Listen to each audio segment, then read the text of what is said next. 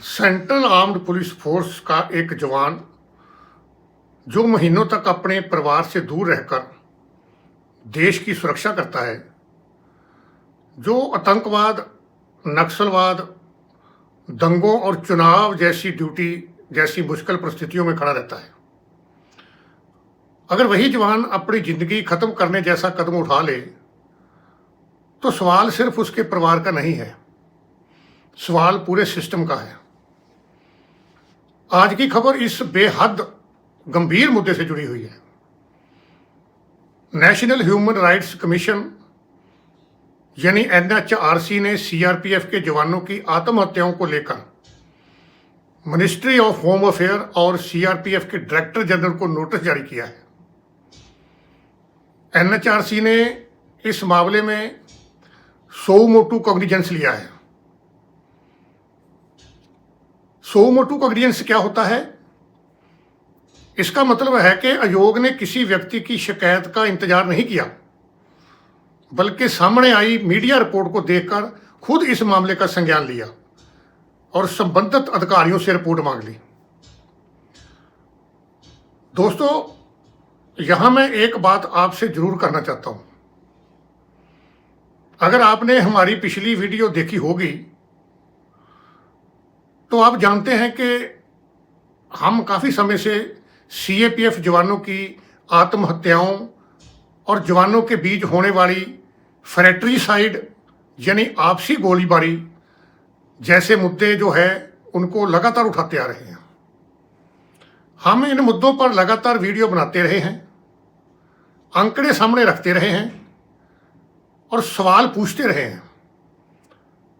हो सकता है हमारी पिछली वीडियो भी आप लोगों के जरिए उच्च अधिकारियों और सिस्टम तक पहुंची हो, क्योंकि जब आप किसी वीडियो को देखते हैं, उसे शेयर करते हैं और अपनी आवाज़ उसके साथ जोड़ते हैं तो एक गंभीर मुद्दा ज़्यादा दूर तक पहुंचता है। और आज NHRC ने भी इस मामले में संज्ञान लिया है,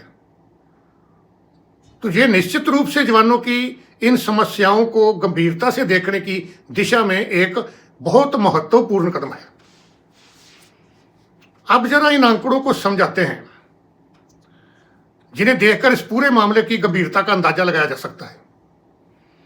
MHA के आधिकारिक आंकड़ों के मुताबिक CRPF में 2021 में 57, 2022 में 43, 2023 में 57, 2024 में 46 और 2025 में 56 जवानों की आत्महत्या दर्ज की गई। यानी सिर्फ 2023, 24 और 25 को जोड़ें तो 159 मामले सामने आते हैं और 2026 में भी ये सिलसिला चिंता पैदा कर रहा है। NHRC के सामने रखी गई आधिकारिक जानकारी के मुताबिक जनवरी से 22 मई 2026 के बीच 19 CRPF पर्सनल की सुसाइड से मौत की जानकारी सामने आई है। अब दोस्तों, इन आंकड़ों को सिर्फ नंबर मत समझिए। हर नंबर के पीछे एक जवान है, एक मां का बेटा है, एक पत्नी का पति है, किसी बच्चे का पिता है, किसी परिवार की उम्मीद। जब हम 19, 56 या 57 जैसे आंकड़े बोलते हैं तो हमें याद रखना चाहिए कि हर आंकड़े के पीछे एक पूरा परिवार अपनी जिंदगी का एक हिस्सा खो देता है। अब यहां एक बात समझना बहुत जरूरी है। हर आत्महत्या का कारण सिर्फ ड्यूटी प्रेशर मान लेना सही नहीं होगा। किसी मामले में परिवार की समस्या हो सकती है, किसी में व्यक्तिगत परेशानी, किसी में मानसिक स्वास्थ्य से जुड़ी समस्या और किसी में सर्विस रिलेटेड स्ट्रेस भी हो सकता है। इसलिए हर मामले की अलग अलग जांच जरूरी है, लेकिन सवाल ये जरूर है कि क्या हमारे जवानों को परेशानी के समय सही मदद समय पर मिल रही है? क्या जवान बिना किसी डर या झिझक के अपनी मानसिक परेशानी के बारे में बात कर सकता है? क्या उसे भरोसा है कि अगर वह काउंसलिंग लेगा तो उसे कमजोर नहीं समझा जाएगा? और क्या वेलफेयर सिस्टम सिर्फ मौजूद है, जहां जरूरत के समय वास्तव में जवान तक पहुंच भी रहा है? क्योंकि सरकार पहले भी संसद में बता चुकी है कि सीआरपीएफ के जवानों की मेंटल हेल्थ और सुसाइड प्रिवेंशन के लिए कई कदम उठाए गए हैं।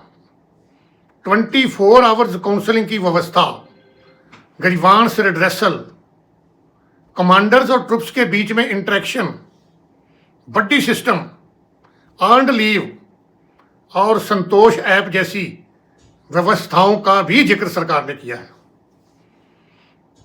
अब जहां बड्डी सिस्टम को भी आसान भाषा में समझिए, हमने जवानों को एक दूसरे से जुड़े रहने और जरूरत पड़ने पर अपनी परेशानी साझा करने के लिए प्रोत्साहित किया जाता है, ताकि कोई जवान अपनी समस्या लेकर बिल्कुल अकेला ना रह जाए। लेकिन असली सवाल सिर्फ ये नहीं है कि व्यवस्था मौजूद है या नहीं। असली सवाल ये है कि क्या जवान उस व्यवस्था का इस्तेमाल सही समय पर कर पा रहा है? क्योंकि काउंसलिंग सेंटर होना एक बात है और किसी जवान का बिना डर, बिना झिझक वहां जाकर मदद मांगना दूसरी बात है। और दोस्तों, सीआरपीएफ के जवानों की ड्यूटी भी सामान्य सरकारी नौकरी जैसे नहीं होती। सीआरपीएफ देश के अलग अलग हिस्सों में internal security, law and order, election duty, counter insurgency और एंटी नक्सल ऑपरेशंस जैसी बेहद महत्वपूर्ण जिम्मेदारियां निभाता है। कई जवान लंबे समय तक अपने परिवार से दूर रहते हैं। कई बार डिप्लॉयमेंट लगातार बदलती रहती है। ऐसे माहौल में जवान की जो फिजिकल हेल्थ के साथ उसकी मेंटल हेल्थ पर ध्यान देना भी उतना ही जरूरी है।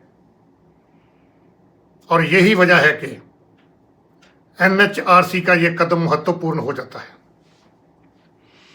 एनएचआरसी ने एमएचए के होम सेक्रेटरी और सीआरपीएफ के डायरेक्टर जनरल से डिटेल्ड रिपोर्ट मांगी है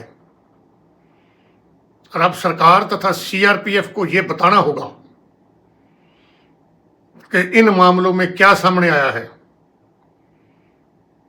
इन मौतों के पीछे क्या कारण पाए गए,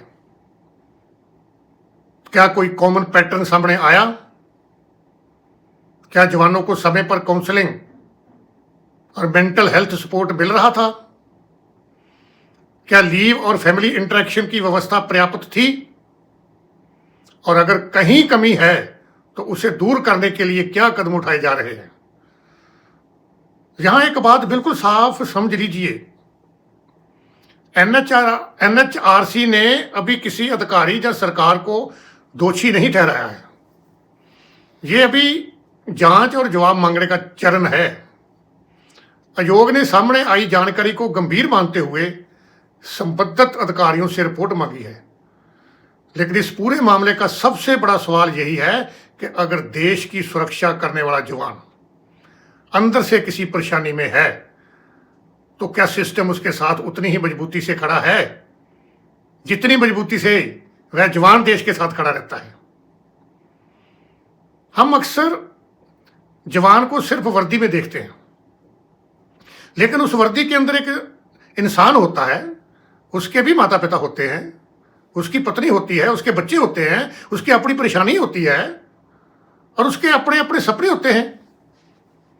इसलिए जवान की सुरक्षा का मतलब सिर्फ ये नहीं है कि वह ऑपरेशन से सुरक्षित घर वापस लौट आए। जवान की सुरक्षा का मतलब ये भी है कि जब वह अंदर से किसी परेशानी से गुजर रहा हो तो उसे समय पर सहारा मिले।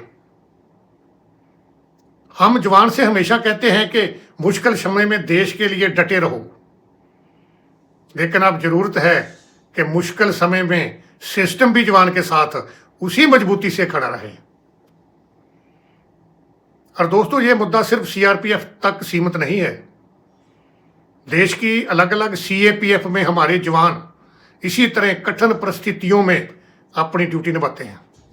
इसलिए mental health, welfare leave, family support और बेहतर ग्रीवांस सिस्टम जैसे मुद्दों पर गंभीरता से बात करना किसी फोर्स के खिलाफ जाना नहीं है, बल्कि एक मजबूत फोर्स के लिए उसके जवान को मजबूत रखना भी जरूरी है। आज एनएचआरसी ने सवाल पूछा है, अब जवाब का इंतजार है। देखना होगा कि एमएचए और सीआरपीएफ की रिपोर्ट में क्या सामने आता है और आगे जवानों के वेलफेयर तथा मेंटल हेल्थ सपोर्ट को लेकर क्या ठोस कदम उठाए जाते हैं। और दोस्तों, हम अपनी तरफ से जवानों से जुड़े ऐसे गंभीर मुद्दे आगे भी लगातार उठाते रहेंगे, क्योंकि हमारा मकसद किसी संस्था या अधिकारी को बदनाम करना नहीं है। हमारा मकसद है कि जवान की आवाज सुनी जाए, उसकी समस्या को समय रहते समझा जाए और जरूरत पड़ने पर उसे सही मदद मिले। और अगर हमारी पिछली वीडियो आपने देखी थी तो उसे शेयर किया था और इस मुद्दे को आगे पहुंचाया था, तो आगे भी ऐसे मुद्दों पर अपनी आवाज जरूर उठाइए, क्योंकि सोशल मीडिया की ताकत यही है कि एक आवाज जब हजारों लोगों तक पहुंचती है तो वह आवाज उन जगहों तक भी पहुंच सकती है जहां से बदलाव की शुरुआत हो सकती है।